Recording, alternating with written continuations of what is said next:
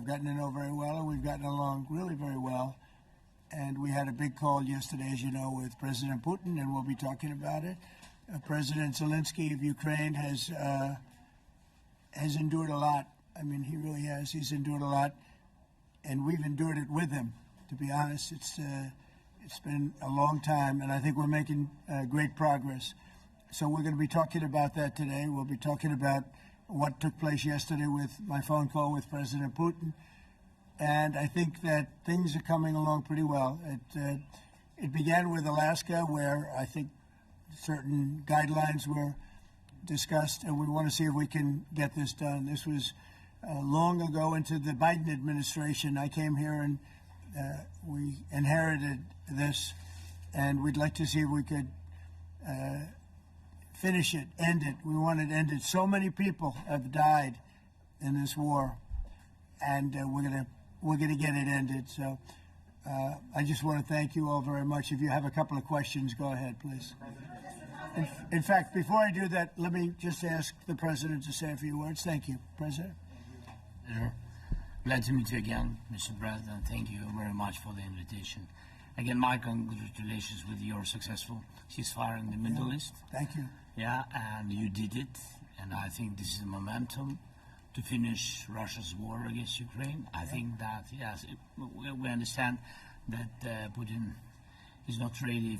I think not ready, but I think that I'm confident that with your help, we can stop this war, and we really need it. We see that they don't have successful steps on the battlefield, and it's good. I think that their army is weak now, but a lot of losses. They have a lot of losses in economy and people, and I think this is a very important moment. And I wanted to thank you, Mr. President, after our phone calls.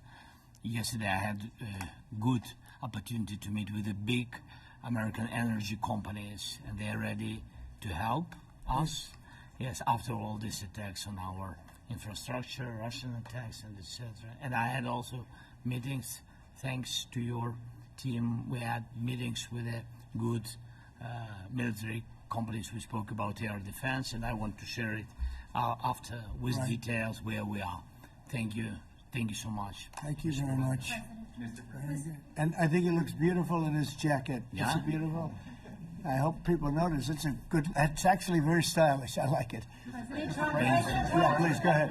Under the Biden administration, the White House was fearing of a possible escalation. They were not allowing the Ukrainians to strike into Russia, fearing of this escalation. Yeah. Would your administration allow Ukrainians to strike deep into Russia? We're going to be talking about that. That's something we'll be talking about. You're right. It's an escalation, but we'll be talking about that. Mr. President Zelenskyy join you in Hungary to meet President Putin? Because it's a leader that we like. We like Viktor Orban. He likes him. I like him. It's a country that's a safe country. Done a very good job. He's been a very good leader in the sense of running his country. He doesn't have a lot of the problems that other countries have. And so we've decided that we'll be going to be with Viktor Orban, and he will, I think he'll be a very good host. President Trump. President Trump. It's in Hungary, yeah. We're doing Hungary, yeah. With Putin, trilateral meeting, or is it just you and Putin? To be determined, but I would say most likely it's going to be a double meeting. It'll be a double meeting, but we will have the President, Zelenskyy, in touch.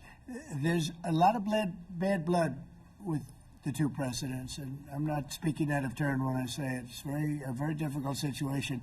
You know, we just settled the war, and after thousands of years, I guess, people say anywhere from 500 to 3,000 years, and I was in rooms, as you saw, because you were with me, a lot of you were with me last week, with leaders that didn't like each other, but they were able to get along. These two leaders do not like each other, and we want to make it comfortable for everybody. So one way or the other, we'll be involved in threes, but it may be separated. President Trump. Mr. President. President Trump. Was he what? Where are you from? from Ukraine. You actually had a Okay, conversation good. with me Good, in yeah. Hague. What if Mr. President Putin doesn't agree to peace in Hungary? What do you do then? Do you have Well, let's steps see what planned for happens. that? I mean, you know, what if? I think he will. I think that President Putin wants to end the war, or I wouldn't be talking this way. I think he wants to end the war. I spoke to him yesterday for 2.5 hours. We went through a lot of details. He wants to get it ended. I think that President Zelenskyy wants to get it ended. Now we have to get it done. President Trump, Kara Castro-Noble from Lindell TV, and although I love asking you questions, today my question is for President Zelenskyy of Ukraine. Go ahead, please. Thank you. Our President Zelenskyy, President Trump, just brokered a peace deal in the Middle East that all Americans, both sides of the aisle, are very proud of. But to meet that deal, both sides had to make concessions. Our president has stuck out his neck in many ways to make a peace deal for your war as well. What specific concessions are you willing to make to end this war with Russia? Will you give up joining NATO? Americans have foreign war fatigue, and our president, as he said, we need our Tomahawks too. To me. Yes, you, Okay. President Zelenskyy. Thank you What very much. concessions will you That's some question. Right? So many Thank questions you. in one. Thank you very much for your question. First of all, I think we need to sit and speak. The second point, we need ceasefire. Even now, you see in the Middle East, it's very difficult to hold ceasefire. Everywhere, in every war, it's very difficult. We want peace.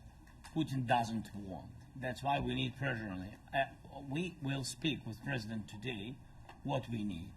We understand what we need to push Putin to negotiation table. And as I said previously, so we are ready to speak in any kind of format, bilateral, trilateral, doesn't matter. Matter just peace. This is important. And we don't speak about NATO or NATO. For Ukrainians, it's very important. Of course, it's our decisions of allies to decide where we are. But are you willing to give Yes, up but joining the NATO? most important thing for people in Ukraine, which are under each day's attacks, to have really strong security guarantees. NATO is the best, but weapon is very important. Allies on our side is very important, and between us, for us, bilateral security guarantees between me and President Trump is very important. I don't know, we didn't speak with details about it, but this is the most important document because the United States is very strong. Sir, President Trump, you are the middleman right now, hoping to end this conflict. Who is doing a better job negotiating, President Zelenskyy or President Putin? I think they're both doing a great job in that sense. We have to get it done. We've got to take some of the hatred of each other. You know, they don't like each other. I say that in front of President Zelenskyy, but I say it in front of President Putin too. They have tremendous bad blood. It's really is what is holding up, I think, a settlement. I think we're going to get it done, and we have to make it long-lasting. As I said in the Middle East, everlasting, right? Everlasting. And the Middle East is a much more complicated situation. You know, we had 59 countries involved, and every one of them agreed. And it's, you know, it's sort of amazing. Most people didn't think that was doable. This is going to be something I really believe that's going to get done. I had a very good talk yesterday with President Putin. I think he wants to get it done. President Zelenskyy, right behind you. When we were in Israel with President Trump earlier in the week, we heard a lot about the difference in diplomacy between President Trump and President Joe Biden before him. What do you see as the biggest difference in diplomacy between President Trump and President Biden? President Trump has a big chance now to finish this war. President Biden now is not the president, so he doesn't have a chance to finish this war. And President Trump is really showed for the world that he can manage ceasefire in Middle East, and that's why I hope that he will do this, and we will also have such big success. For Ukraine, it's a big chance, and I hope that President Trump can manage it. I would say the biggest difference is one is extremely competent and the other one is grossly incompetent. Sir,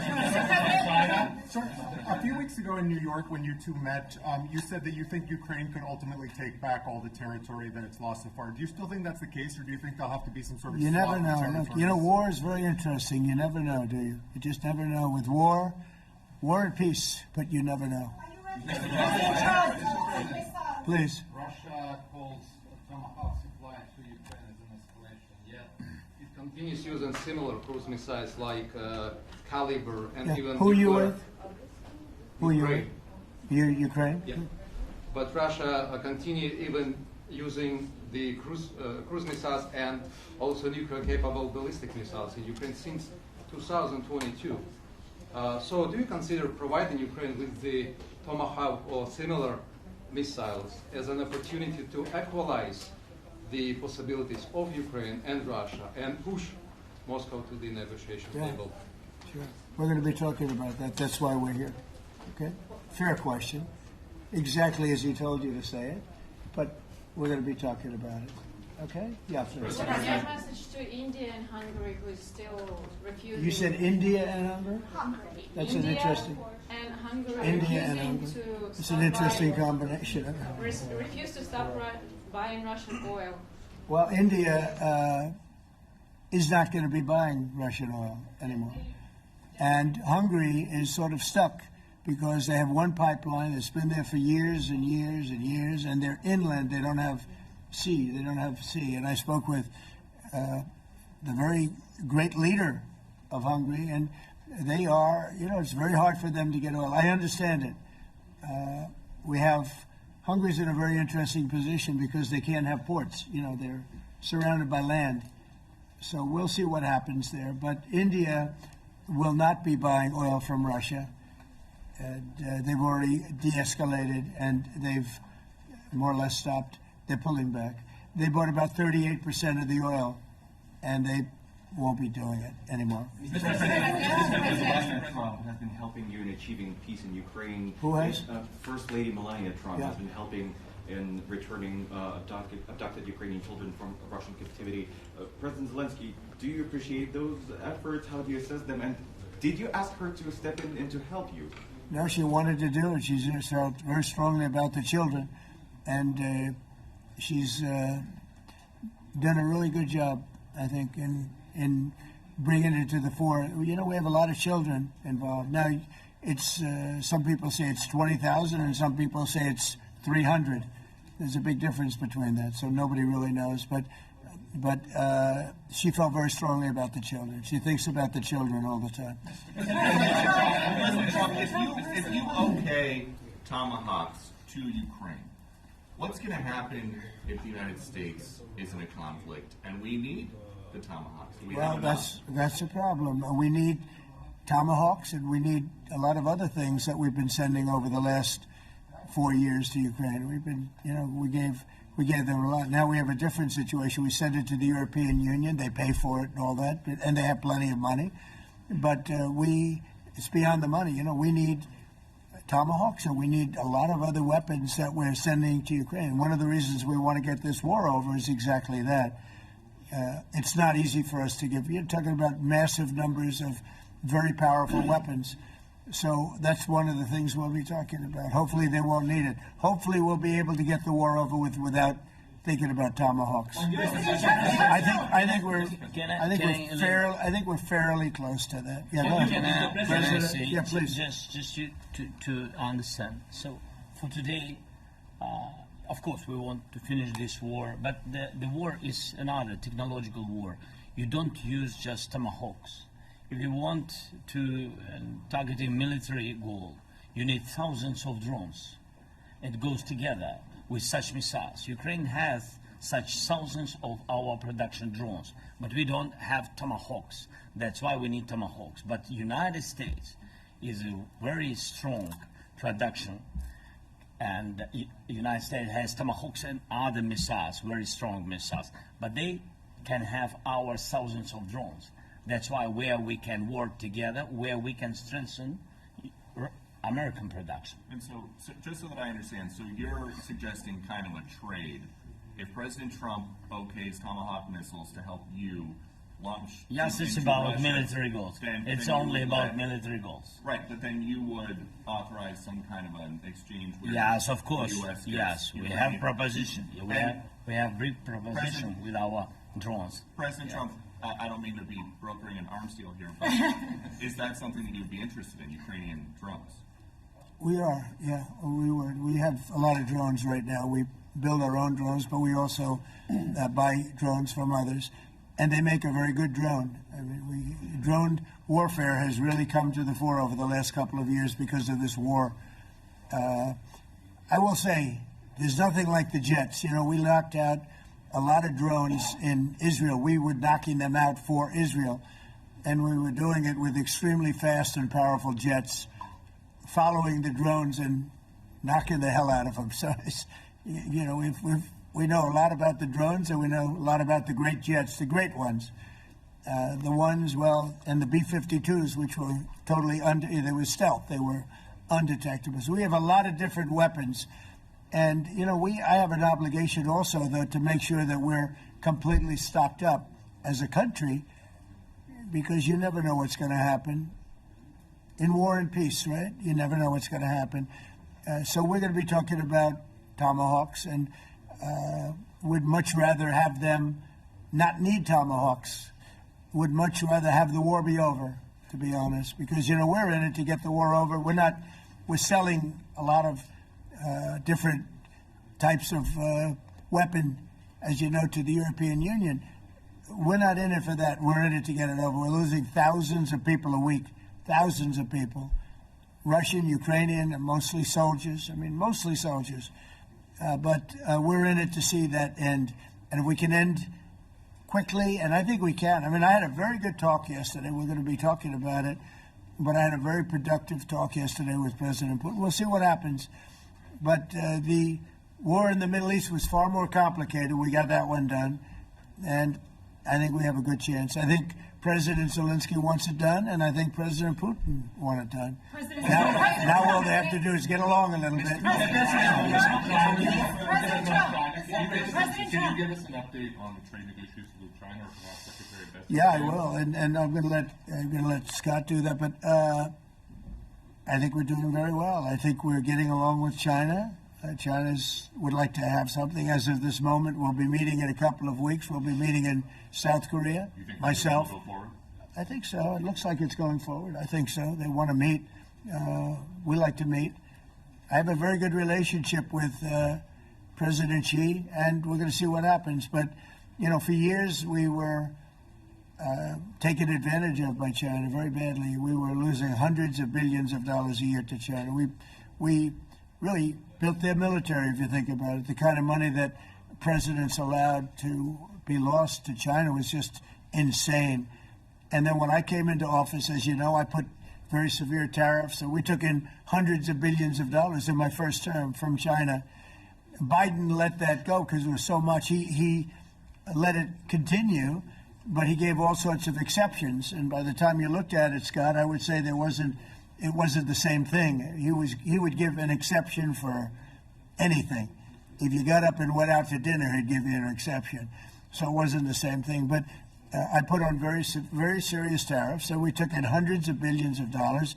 And then I left office. The election was rigged. I left office, and that was the story. Now I come back, and we are in a very strong position because of tariffs. We're in a very powerful position because of the fact that we have tariffs. If we didn't have tariffs, we would be in a very weak position. We would be in a weakened state. But with tariffs, we've made hundreds of billions of dollars, not only from China, but from others. And China wants to talk, and we like talking to China. So we have a very good relationship, and we're going to be meeting in South Korea a couple of weeks. And I just got back from a long trip. I'm going on another long trip. And Scott, you want to say a few words on that, please? Yes, sir. So the entire relationship stems from the great respect that the two leaders have for each other. China did a substantial, unprovoked escalation last week. We were unable to get in touch with them since then. It's been IMF World Bank Week. They have had working level people here. There have been meetings. The Vice Premier, who is my counterpart, and I will be speaking this evening. at around 8:30, 9 o'clock. And then he and I and a delegation will meet in Malaysia probably a week from tomorrow to prepare for the two presidents to meet. So I think that things have de-escalated. We hope that China will show the respect that we have shown them. And I am confident that President Trump, because of his relationship with President Xi, will be able to get things back on a good course. Is the hope for that meeting with you and President Xi some kind of trade deal then? Or Could be. Look, I think we're in a very strong position. We're getting, as you know, as of November 1st, I could move it up if I wanted, a 100% tariff over and above what we get now. So that would make it about 157%. And China doesn't want that, and they want to talk, and we're talking. And I think we'll make a deal that will be good for both. I think we will do something. But you have to understand, we never got anything from China. It was a one-way street. For many years, for decades, it was a one-way street. And they became rich because of the United States. And frankly, presidents that, let's be nice, they didn't know. They just didn't know. They didn't understand what was happening to them. But I understood it. I understood it long before I ran for politics. I used to watch in amazement at how stupid our country was, how stupid they were. And we're not stupid anymore. And that includes with the European Union, that includes with Japan and South Korea. All we want to do is be treated fairly. But the fairly is hundreds of billions and even trillions of dollars coming into the United States. And it's our national security is secure because of tariffs. If we didn't have tariffs, we would have no national security. So it's very important. Will you seek China's help in ending the war in Ukraine? Do you need them to put pressure on Russia? I'll be discussing that, but I'd love to see it ended before that. I mean, I think we have a chance of ending the war quickly if flexibility is shown on behalf. And again, we're not losing people. The United States is not. We're not losing people. We're not spending money. We're getting paid for the, ammunition and missiles and everything else that we're sending to the European Union, but to NATO. But it's very similar. If you look at the countries, I mean, it's very similar. And we just made a very fair trade deal with the European Union, and what we wanted, and we made a very good deal with NATO too. They pay for all of this. That's not what we're in this for. We're in it to save thousands of lives every week. Thousands and thousands of lives. That's why we're in it. And I think we have a very good chance of bringing this war to a conclusion. As president, and your cabinet has done honestly an excellent job. I think that a lot of people could agree to that. Thank you. I'm speaking as someone who lost my father in a war, so I know the human cost. What would your advice be to American leaders, to world leaders, to neocons, to TV hosts who often speak about conflict in abstract or strategic terms rather than the human cost and the human terms? Look, my only statement is we have to get together. It's a very small group of people. It's the president, and the president. Okay, 3 presidents. And I'm the mediator president. And I'm mediating not an easy situation. It should be easy, but it's a lot easier when people understand each other, when they get together, and when they like each other. We don't necessarily have that situation as far as like is concerned. Maybe it can turn around. Maybe it can. But in the meantime, we'll have them keep a little bit of distance, and we're going to see if we can get it done. This is number 9, okay? This will be number 9 for me. I've solved 8, including the Middle East. I've solved 8. This, I thought, would have been among the easiest. President Putin mentioned yesterday Armenia, all of the different wars. He said it was amazing but the big one that he was surprised that we were able to settle was the Middle East. He thought it was incredible. He was very generous in that sense. This should be something we're able to settle, and I think we will be able to settle. Brian. On that note, you will go down as the peacemaker, no doubt, and you will resolve this war. Well, we resolved 8 others. It's funny how people say that. If you get this one, every time I do one, they forget about that one. I solved 8 wars. Go to Rwanda and the Congo, talk about India and Pakistan. Look at Thailand. Look at all of the wars that we solved. And every time I solve one, they say, if you solve the next one, you're going to get the Nobel Prize. I didn't get a Nobel Prize. Somebody got it who's a very nice woman. Very nice. I don't know who she is, but she was very generous. So I don't care about all that stuff. I just care about saving lives. But this will be number 9. But every time I solve one, they said, sir, if you solve one more, you're going to be known as a peacekeeper. So to the best of my knowledge, we've never had a president that solved one war. Not one war. Bush started a war. A lot of them start wars, but they don't solve the wars. They don't settle them. And especially when they have nothing to do with us. I saw almost, I guess, just about all of these wars had nothing to do with us. But I saved tens of millions of lives. The Prime Minister of Pakistan said, I saved millions of lives in interceding on Pakistan. And you look at Pakistan and India as an example. That would have been a bad one, 2 nuclear nations, right? So I say this. This is pretty much the last one, although I do understand that Pakistan attacked, or there is an attack going on with Afghanistan. That's an easy one for me to solve if I have to solve it. In the meantime, I have to run the USA, but I love solving wars. You know why? I like stopping people from being killed, and I've saved millions and millions of lives, and I think we're going to have success with this war. Wait, please. President Zelenskyy, this is your 3rd time over here. And by the way, you look excellent. Thank you, sir. Thank you. This is your 3rd time here. How different sitting across from the president is this time versus the 2 previous times here at the White House? And how confident are you hearing the success rate of solving these prior wars that he can get this war solved? First of all, about suit. The same suit because the same president. It's very simple. The next president will have another suit. Yes. About our relations with President Trump, I think we have important dialogues, and I think we begin to understand each other. Yes, and I know that President is briefed very well about the situation in the battlefield, and he knows a lot what's going on the battlefield in Ukraine, and I think it really helps. When you know a lot of things, a lot of details about one or another war, it helps a lot. But we are still in a war. And I hope we can manage things important. Some countries are not meeting their commitment. You pointed out Spain. They said that it's impossible. No, Spain has not come through. No, Spain has not been loyal to NATO. Spain has been, they're the only one.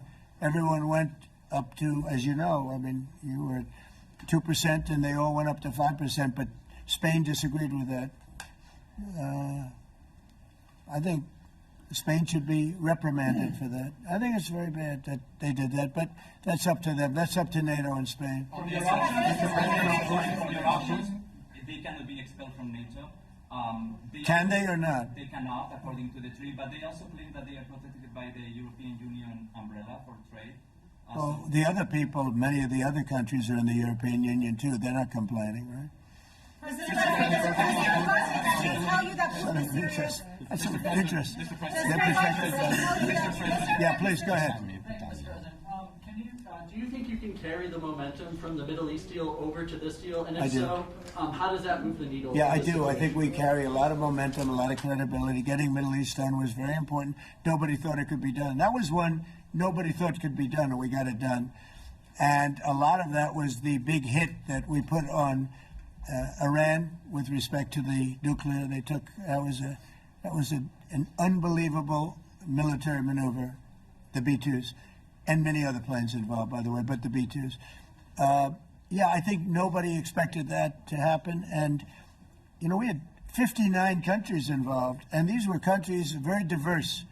You had Arab, Muslim, Jewish, you had every country, Christian, you had every country, many countries involved, and we got that done. And we got it done pretty swiftly after we set the table properly. We had to set the table properly.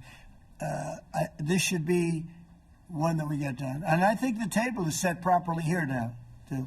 And it'll be a great honor. It'll be a great honor to get it done. And the Ukrainian people are great, and the Russian people are great. And obviously, they have much in common, as we understand. They have a lot in common. So it'll be a great honor to get it done. Yeah. On Venezuela, there are survivors from your latest boat strike. What happens to those survivors? Well, I'll ask Marco to discuss that possibly. Yeah, it's well known there's an ongoing narco-terrorist operation the United States has been conducting. As far as details of any recent strikes, we're not prepared here to announce all those details, but you'll get that information here very shortly. And how are those survivors when these are meant to be lethal attacks? Yeah, again, I mean, we're undertaking these operations against narco-terrorists. That's what these are. These are terrorists. Let's be clear. And but as far as the details of any recent operations, when we are prepared to announce those, we will, as the president has consistently done. So you may get something on that later today. Let me ask you, that was in a submarine, right?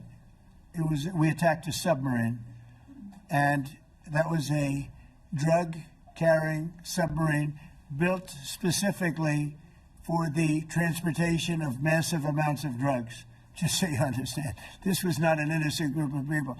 I don't know too many people that have submarines, and that was an attack on a drug-carrying, loaded-up submarine. Yeah.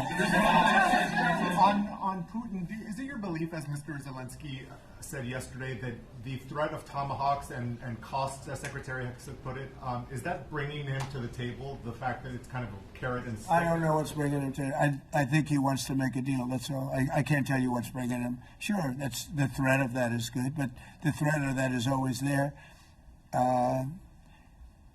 Tomahawks are very dangerous weapons. They're incredible weapons. If you like warfare, it's one of the most accurate. You know, we hit 30 Tomahawks in Iran after the B-2s did their damage. We sort of gave it a little capper with 30 Tomahawks from a submarine, quite far away actually. But they're an amazing weapon. They're a very powerful weapon, but they're a very dangerous weapon, and it could mean big, escalation. It could mean a lot of bad things can happen. Tomahawks are a big deal. But one thing I have to say, we want Tomahawks also. We don't want to be giving away things that we need to protect our country. We have a very strong country right now. We have a strong military. We have the greatest military in the world. We have the greatest weapons in the world. I want to get this war over. Okay? Putin-Trump tunnel to connect Russia and Alaska. Are you interested? I just heard about it. A tunnel from Russia to Alaska. I just heard about that one. That's an interesting one. We'll have to think about that. I hadn't heard that. We just did a nice road in Alaska. It's going to get us to a lot of minerals, and we have a piece of it, a good piece of the ownership because of the fact we made it possible. But this came up yesterday, a tunnel from Russia to Alaska. That's an interesting. What do you think of that, Mr. President? Do you have any ideas? How do you like that idea? I'm not happy with this. I don't think you're going to like it. I don't think he liked it. I don't think he liked it. President Trump, do you think that Vladimir Putin, do you think that Putin is your guidance thing? Well, we had a senator that wanted, remember, from Hawaii, she wanted a tunnel from the mainland to Hawaii, and she said, well, we can't do that, so we're going to build a railroad to Hawaii. Do you remember? She's a current sitting senator, a Democrat. She wants a railroad to go to Hawaii, right? You know who that is, right? She's another beauty. Yeah, please. On your meeting with Putin, aren't you concerned that maybe the Russian president is trying to buy himself more time? Yeah, I am, but, you know, I've been played all my life by the best of them, and I came out really well. So it's possible, yeah, a little time. It's all right. But I think that I'm pretty good at this stuff. I think that he wants to make a deal. I made 8 of them. I'm going to make a 9th. I think he wants to make a deal. Well, I think that he should have won the war in a week. Yeah, I do think. And if we didn't give the anti-tank missiles, as you know, the javelins they call them, they got stuck in the mud. They would have been in Kiev very quickly. They were heading to Kiev. So you know, in war you have a lot of luck too. You know, weather has won war, and the cold and the heat and all things take place in war. But that was a very interesting moment when the tanks started rolling and some brilliant general said, let's go through the mud instead of going down the highway, right? So they got a little bit lucky. But you know where they really got lucky? I gave javelins. That wasn't given by Barack Hussein Obama. He gave them sheets. You know, there's a statement. Obama gave them sheets and I gave them the javelins. And the javelins are a devastating weapon. And that wasn't given by Obama. That was given by Trump, because at the time it was Obama. That was given by me. So it was like one of those things. And you had hundreds of them. They're a devastating weapon. We have a lot of devastating weapons. I'd rather not use them. But that was a big moment. You know, when the tanks got stuck, they got stuck.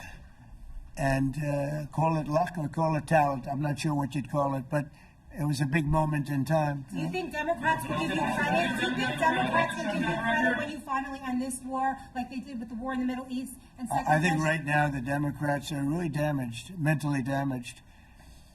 They want to take $1.5 trillion with a T, $1 trillion, and give it to people that invaded our country. They came into our country illegally, from prisons, from mental institutions, gang members. They want to give them health care and take it away from our citizens. We're not going to do that. $1.5 trillion they want to destroy. They want to destroy our health care system. We're not going to let that happen. You authorize CIA operations in Venezuela. Well, I wouldn't say that, but some interesting things are happening around the world, I'll say that. Mr. President, it has been reported that Maduro offered everything in his country, all the natural resources. He even recorded a message to you in English recently, offering mediation. What should we do in order to stop that? He has offered everything. He's offered everything. You're right. You know why? Because he doesn't want to fuck around with the United States. Thank you, everybody. Thank you. Thank you, everybody.